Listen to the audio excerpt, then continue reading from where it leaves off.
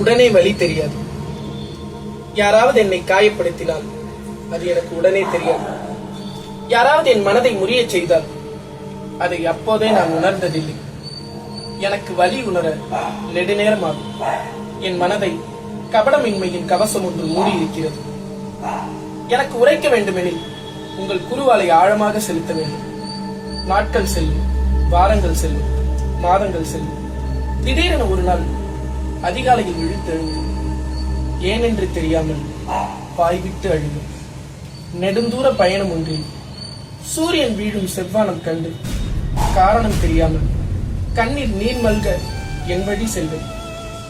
கல்யாண வீடு ஒன்றில் நடனங்கள் நிகழும் அரங்கில் இருந்து ரகசியமாக வெளியேறி எங்கோ ஒரு தனித்த மூலையில் நின்று காரணங்கள் தெரியாமல் தேம்பிக் கொண்டு நிற்பேன். காரணங்கள் தெரியாமல் இல்லை, எப்போதோ எங்கெங்கோ நெஞ்சில் தைத்த முட்கள், அரவம் தீண்டிய நெஞ்சு இத்தனை காலம் எங்குதான் பதிந்து இருந்தது? ஒன்றுமே நடவாதது போலதான் அலைந்து திரிந்தது. எல்லாவற்றையும் செறித்து உண்டேன் என என்னை நானே நம்பவில்லை. தைத்த முள் முறிவதில்லை, தீண்டிய நஞ்சு கரைவதில்லை.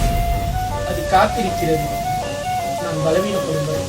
மருத்துவர் உனக்கு உடம்பில் ஒன்றுமில்லை என்கிறார். எக்ஸ்ரேயில் பதிவாக முடியாத நோய்மைகள் இருக்கின்றன. என்னாயிற்று என்று கேட்டார். எனக்கு என்ன தெரியும்?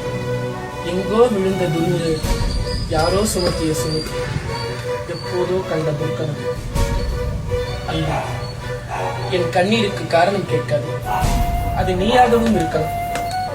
உன் நக நுனி ஒன்று என் காயங்களில் பதிந்திருக்கலாம்.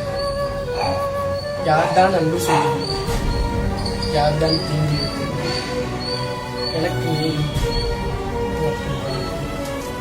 உன்னை யாரும் அணைத்துக் கொள்ளவில்லையா? மனுஷ புத்தி.